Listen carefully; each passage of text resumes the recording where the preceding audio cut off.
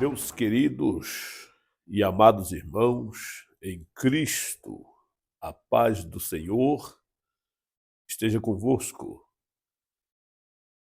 Voltamos com mais uma parcela da Palavra de Deus. Nós estamos analisando o primeiro livro de Samuel.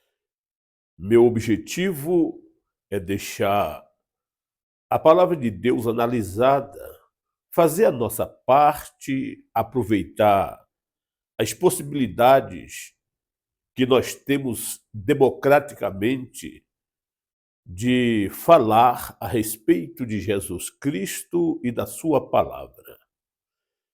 Em nosso conteúdo anterior, nós havíamos falado sobre Davi num bosque de Herete, fugindo de Saul, onde ele organiza o seu exército, onde ele se estrutura para poder defender a própria vida e a vida dos seus familiares, dos seus soldados e das famílias, etc. Nesse conteúdo, nós estaremos analisando Davi em Keila, na cidade de Keila. Ele deixa o deserto para se proteger. E Saul, ao descobrir, vai ao seu encalce. E assim a vida de Davi prossegue, fugindo, protegendo pessoas, fazendo o bem e recebendo com o mal. É sempre assim que acontece com aqueles que são chamados por Deus para uma missão na terra. A nossa recompensa vem do Senhor e não do homem. Que você saiba disso, meu amado irmão. Talvez você esteja enfrentando uma dificuldade ministerial, pois infelizmente vivemos numa sociedade religiosa egoísta e interesseiras, que pensam apenas no eu, no aqui e agora. E assim eles fazem qualquer coisa para destruir aqueles que têm chamada de Deus. Mas a vida com Cristo é muito mais do que organizações religiosas. A vida de Cristo é espiritual. Por isso Jesus ressuscitou. E isso nos dá a graça de termos Jesus Cristo dentro de nós, nos transformando em igreja, independente dos centros religiosos hipócritas espalhados por cada lugar. Convido você a abrir a sua Bíblia no capítulo de número 23 e versículo 1 ao versículo 12 da palavra do Senhor. Nesse texto, nós estaremos analisando dois fatores importantes. Davi colaborando com os cidadãos de Keila, com seus serviços, e estaremos analisando também as respostas de Deus para Davi, o que era algo de muita importância, que nos traz lições preciosas, é o fato de que Davi não fazia nada sem primeiro consultar a Deus, saber a vontade de Deus, pois a vontade do homem falha, mas a de Deus não. E quando o homem anda no GPS de Deus, na direção de Deus, sob as ordens de Deus, a tendência é vitória e vitória a cada momento de sua vida. Por isso, a palavra de Deus diz: e foi anunciado a Davi, dizendo: eis que os filisteus pelejam contra Keila e saqueiam as eiras. Foi o primeiro anunciado que fez com que Davi favorecesse militarmente aos cidadãos deste lugar. Quando eles começaram a roubar os grãos nas eiras, isto é, naquelas áreas que eram feitas arredondadas, abertas, onde eles separavam ali o grão das cascas, usando o vento como instrumento, eles jogavam ar, peneiravam, e ao peneirar, o vento jogava, tirava todas aquelas cascas e separava dos grãos. Davi ataca os filisteus que estão roubando grãos dos moradores de Keila. O versículo de número 1 e o versículo de número 2, a Bíblia diz assim: quando disseram a Davi que os filisteus estavam atacando a cidade de Keila e saqueando as eiras, ele perguntou ao Senhor: devo atacar esses filisteus? O Senhor lhes respondeu: vai, ataca que os filisteus e liberte Keila. Ataque os filisteus e liberte Keila.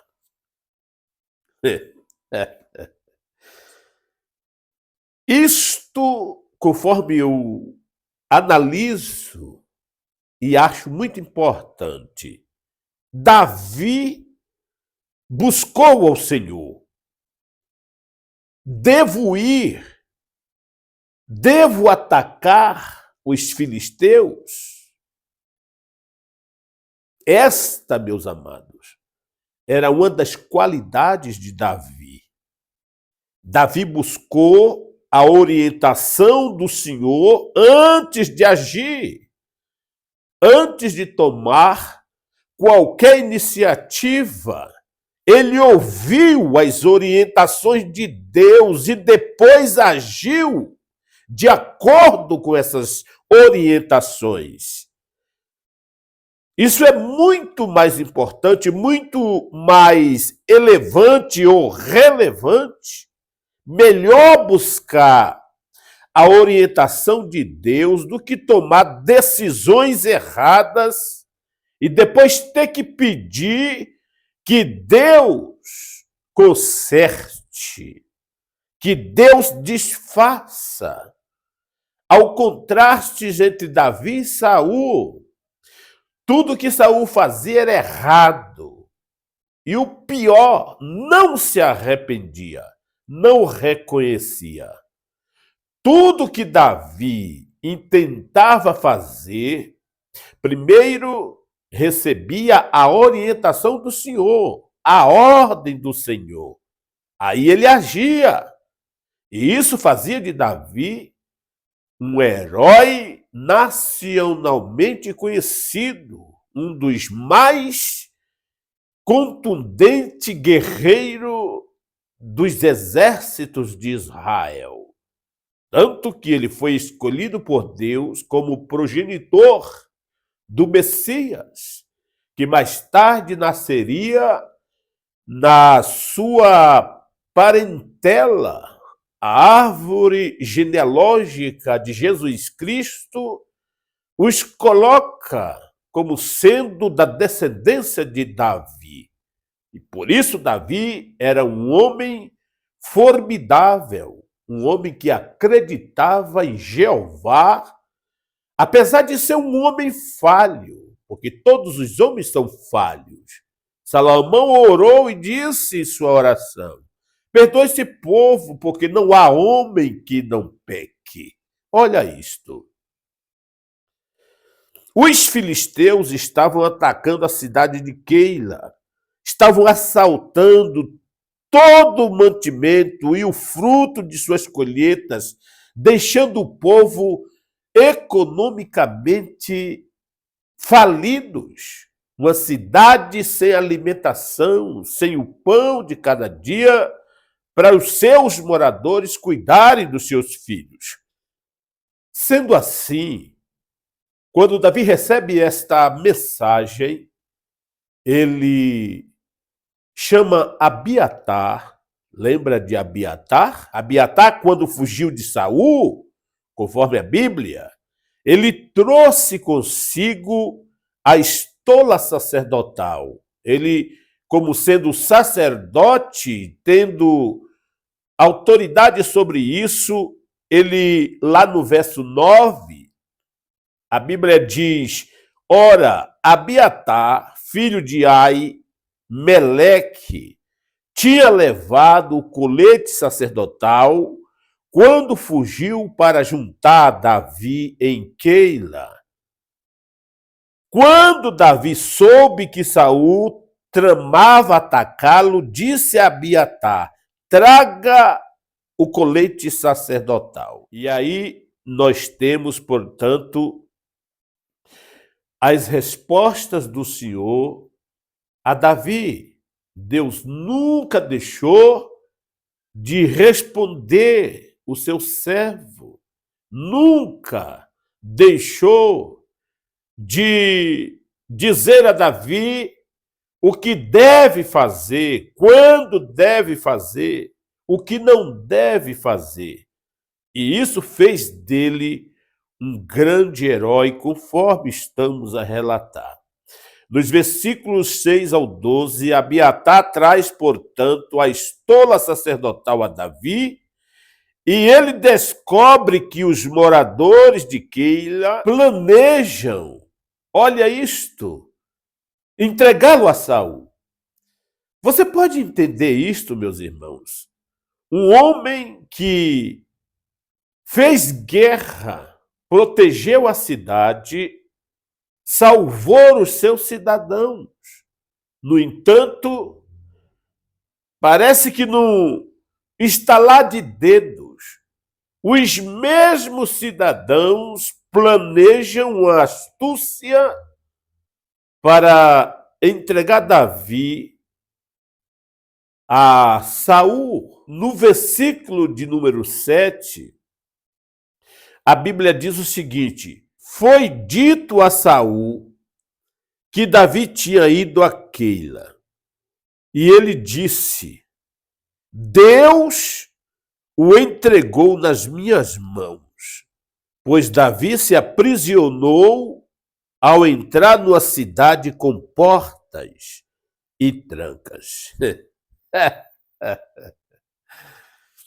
Olha, meus amados irmãos, a pior coisa que tem numa igreja, no ministério, e hoje está assim entre esses pseudos profetas e pastoras, é exatamente confundir essas profecias erradas, esses sinais errados, como sendo de Deus.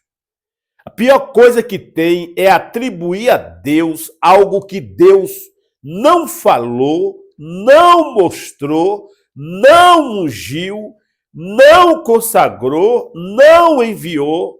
Essas profetas que tem por aí, essas pastoras que tem por aí, são coisas fabricadas em ministérios que não têm nenhum embasamento nas Escrituras.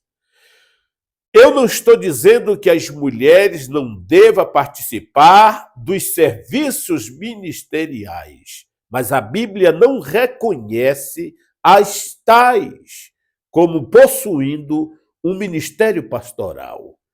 Deus não deixou isso nas Escrituras. Deus separou homens para pastorear o rebanho de Jesus Cristo. Jesus é o sumo pastor.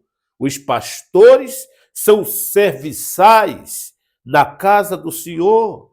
Mas hoje, infelizmente, a apostasia tratou de modificar os princípios da palavra de Deus e fez desta geração evangélica um mundo de novidades, de coisas totalmente descabidas, uma verdadeira característica da igreja de Laodiceia. Infelizmente, eu preciso dizer isso, e isto é a realidade da coisa. Pois bem, Saul, quando soube que Davi estava aprisionado ou numa cidade com portões e ferrolhos, na sua mente, no seu entendimento cristão religioso, totalmente desprovido da realidade espiritual, ele disse: opa, Deus entregou nas minhas mãos. Deus não tem qualquer responsabilidade com isso. Por isso, esses fatos que ocorrem no meio evangélico aí, essas decepções, as pessoas questionam por que Deus permite tal coisa? Por que Deus permite isso? Essas tragédias, esses acidentes, essas fatalidades? Por que Deus permite o câncer? Por que Deus permite a doença? Por que Deus permite que tal pessoa morreu tão novo? Deus não tem nada a ver com o sistema que rege o mundo e a humanidade.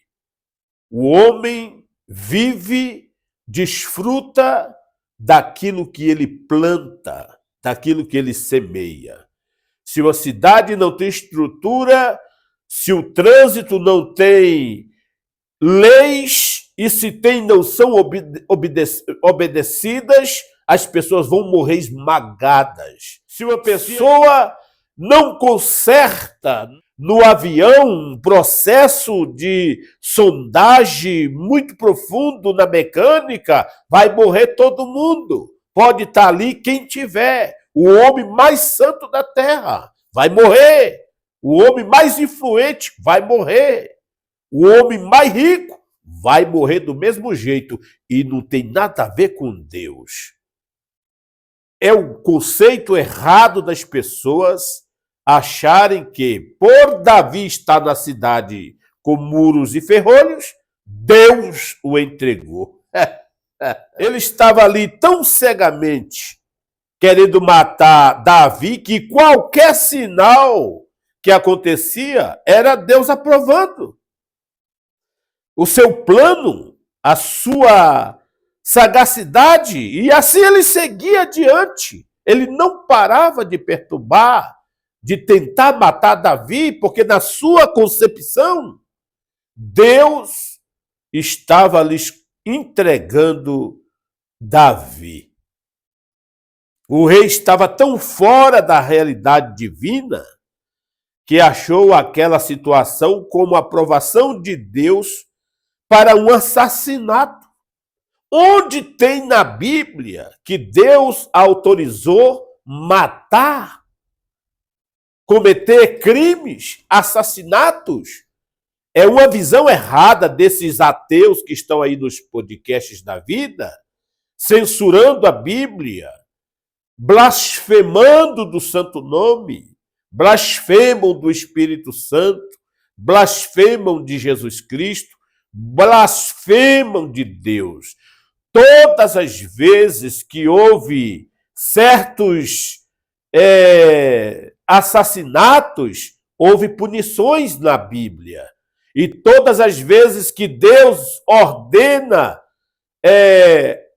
a morte de um desobediente, de uma tribo pagã, é em estado de guerra. No momento de guerra, quando as nações entram em guerra, as pessoas se matam para se protegerem. Fora disso, ateu, você jamais vai encontrar na Bíblia Deus ordenando o crime, o assassinato. É que você olhe a Bíblia com o olhar do diabo. você lê a Bíblia com o olhar de Satanás para criticar, para censurar. Os cristãos, nós lemos a Bíblia em comunhão com o autor da Bíblia, o Espírito Santo, que nos ilumina o entendimento e nos leva a compreender a sua mensagem e aplicar a nossa vida. Eu aplico a Bíblia para a minha vida. E as pessoas que estão à minha volta e que escutam essa mensagem, apliquem para as suas vidas, porque cada um de nós dará conta a Deus naquele dia.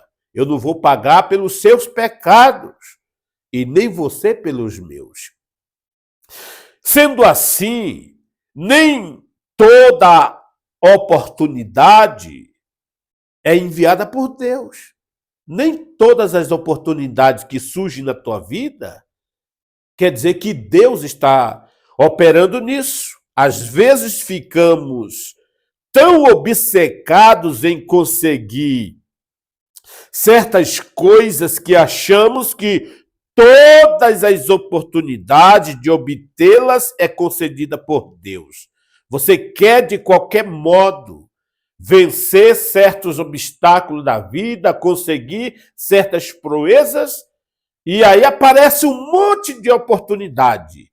Aí você, inocentemente, estupidamente, ignorantemente diz que Deus lhes concedeu tamanhas oportunidades. E às vezes não.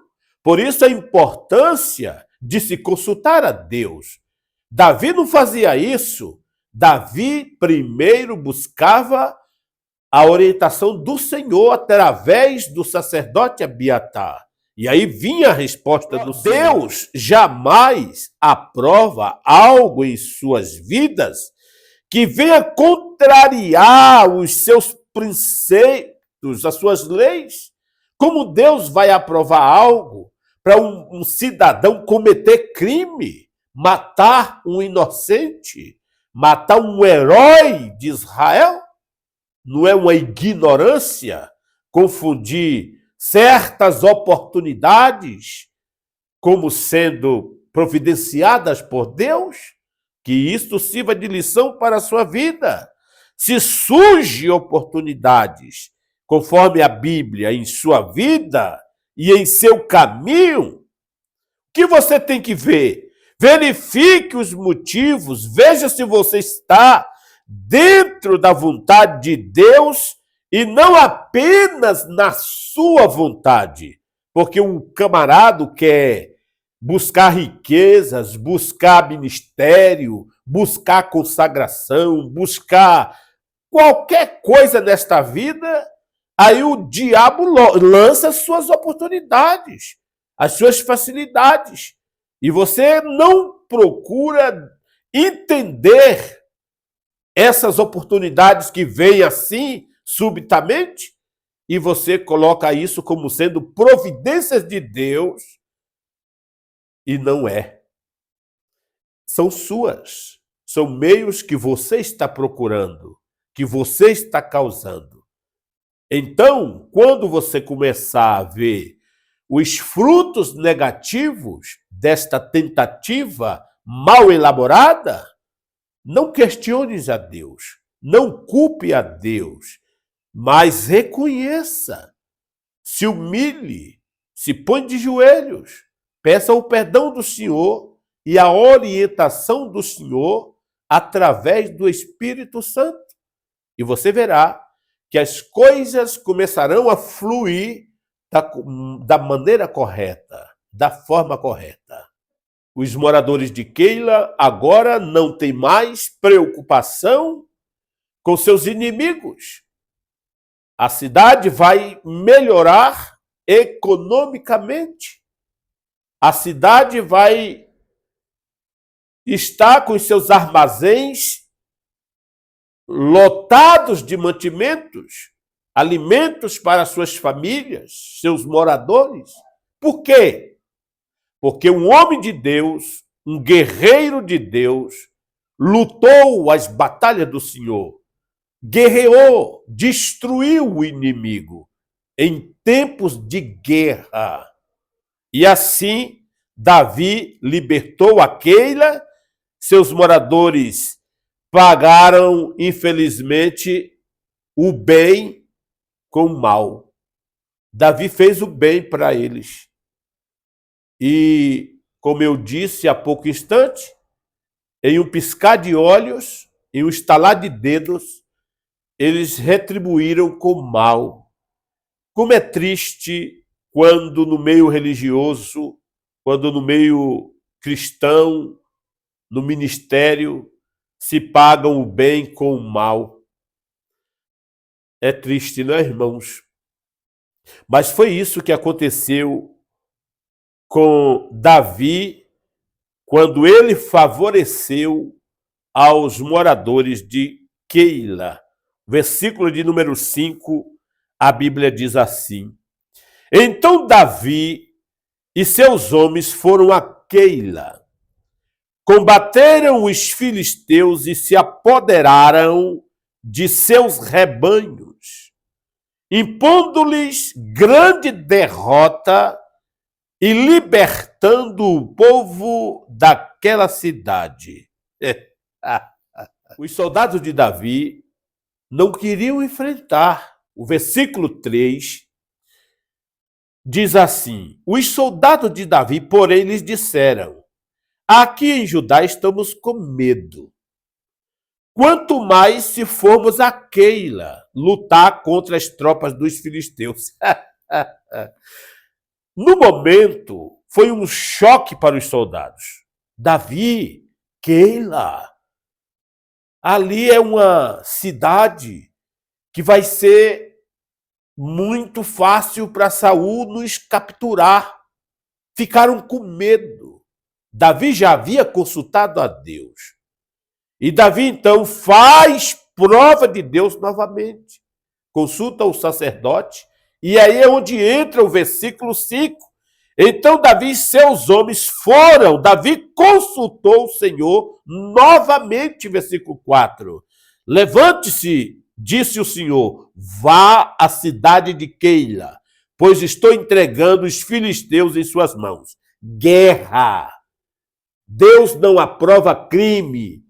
Deus não aprova a morte de inocentes. Quando alguém é punido na Bíblia, é em questões de profundos ensinamentos e em tempos de guerra. Aí o verso 5, então Davi e seus homens foram a Keila combater os filisteus e se apoderaram de seus rebanhos, impondo-lhes grande derrota e libertando o povo daquela cidade. Maravilha! Maravilha! Os homens terminaram concordando e foram à guerra, e graças a Deus que estava na direção, deu vitória a essas pessoas. Saíram vitoriosos, saíram dali, graças a Deus, com a bandeira da vitória. A cidade foi resgatada, seus moradores foram salvos. Tudo bem, até aqui. Conforme estamos vendo, a cidade volta ao seu normal. As coisas começam a funcionar. O governo, o prefeito, enfim, as secretarias, vamos conjecturar, o postinho de saúde, os hospitais, os UTIs, tudo funcionando de uma forma pacífica e perfeita. O que faria então agora uma cidade cujo seu herói lhes concedeu tamanho sucesso? Aqui no Brasil, as pessoas fizeram uma estátua do pastor José Wellington Bezerra da Costa, lá no Ceará. Lá também tem uma do lado do Padre Cícero. Por que nas cidades tem uma estátua de um personagem que viveu na história?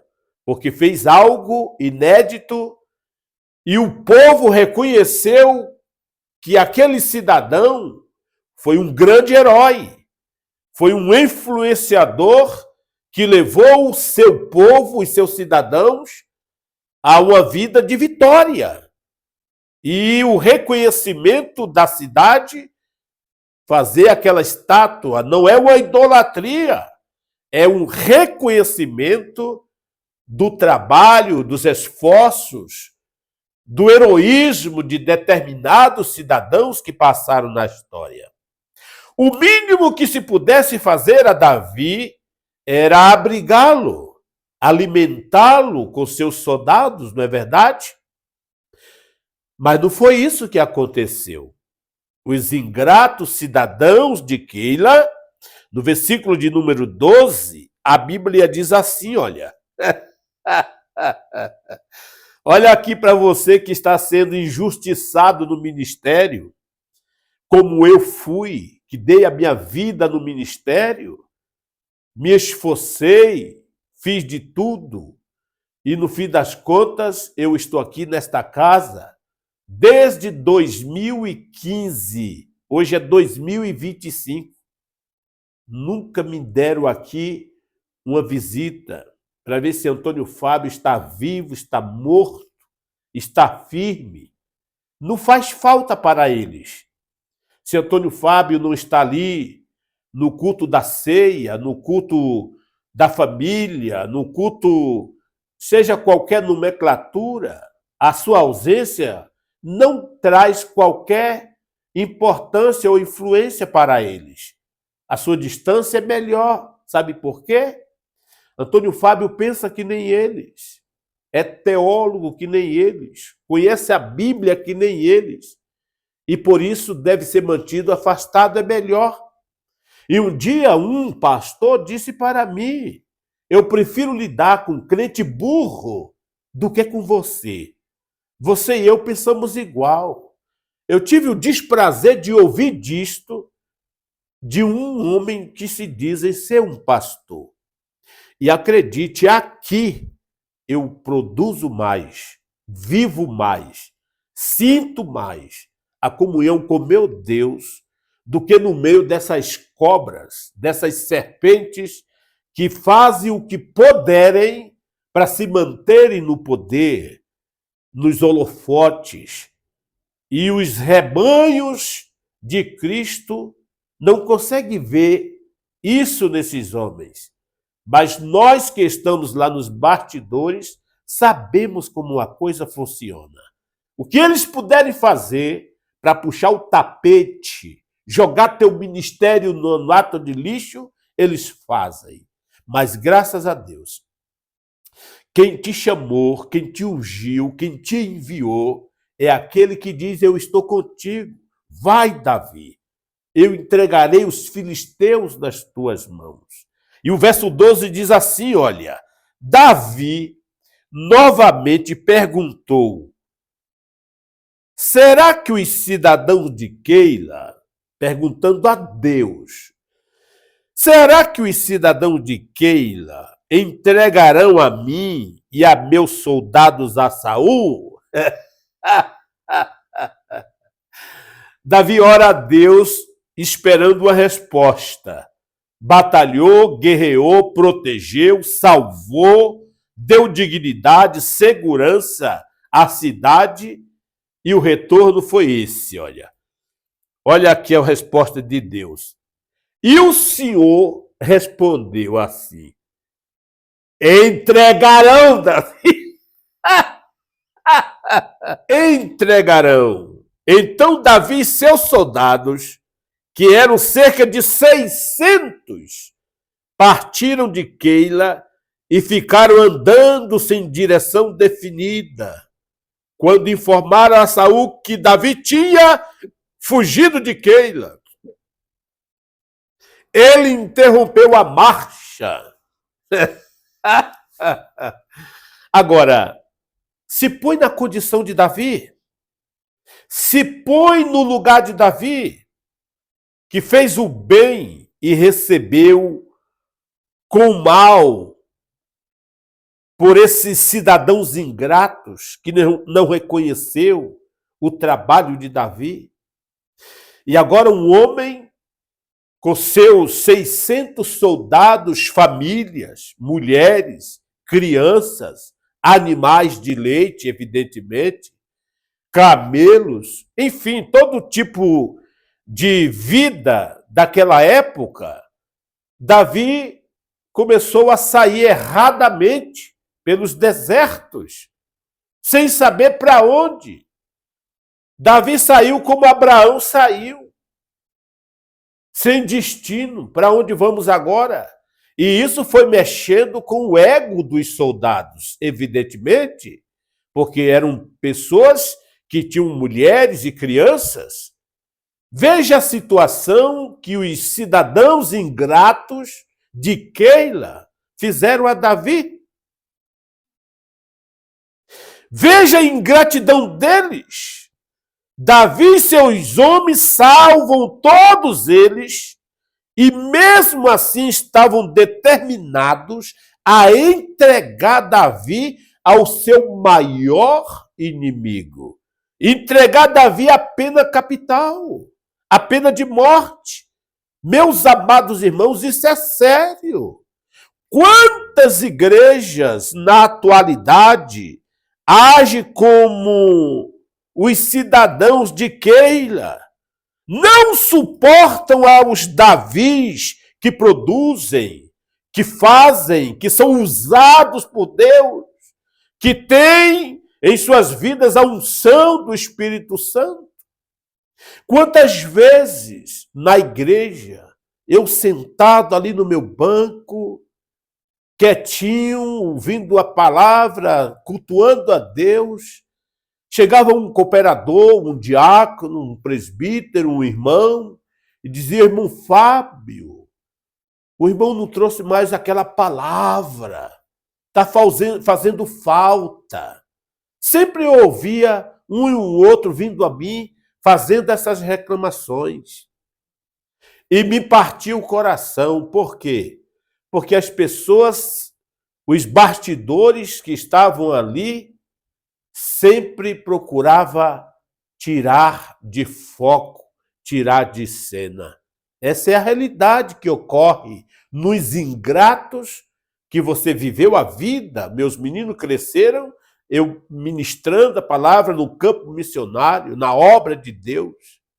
E ao chegar nesta cidade, o pastor dizer que o Brasil está em crise e aí dispensa os seus trabalhos missionários, mas acolhe outros. Como que a gente é tirado do campo missionário? Porque o país entrou numa crise e isso afetou a igreja? E aí o irmão Fábio é posto para ir para o trabalho secular, mas outro ocupa o lugar do irmão Fábio.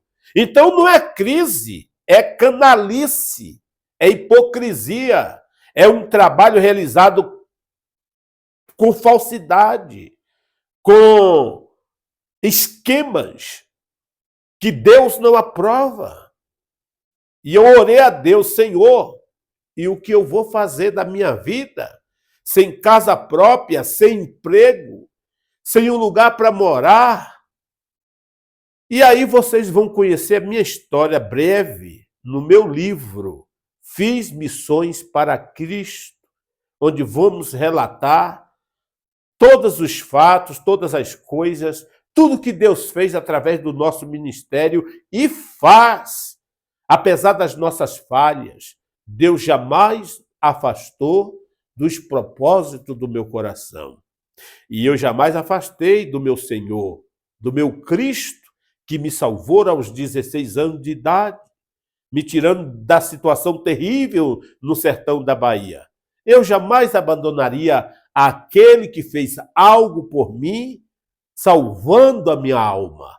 Eu preciso ser grato a vida inteira.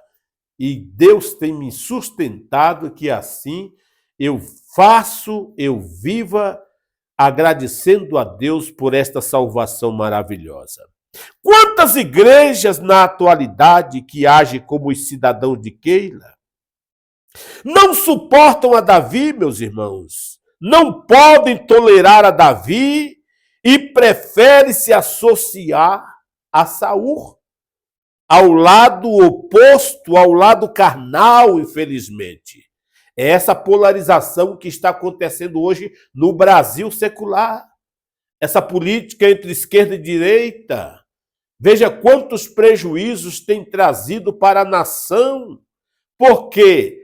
Porque o exército, que deveria apoiar o bem, preferiu passar para o lado dos ladrões. O Supremo Tribunal Federal, que poderia julgar as causas pétreas da nação e fazer as coisas certas, preferiu se unir num complô e se juntar ao lado do mal dos ladrões. A PGR, a PF e tantos outros órgãos públicos que deveriam se unirem para trabalhar em prol do progresso do Brasil e do seu povo, preferiram se afastar dos tradicionalismos democráticos, políticos, do bem, e se juntaram com as trevas, com o mal, com esses governos ladrões que estão aí, e olha o que resultou. Um Brasil sendo taxado pela OTAN, pelos Estados Unidos, um Brasil sem moral, sem caráter, um verdadeiro fracasso diplomático. Sabe por que de tudo isso? Homens, secretarias, órgãos que deveriam se envolver com o bem, lutar em prol do bem, deixaram o bem para se apegarem ao mal. E agora quem sofre? A população. Assim foi com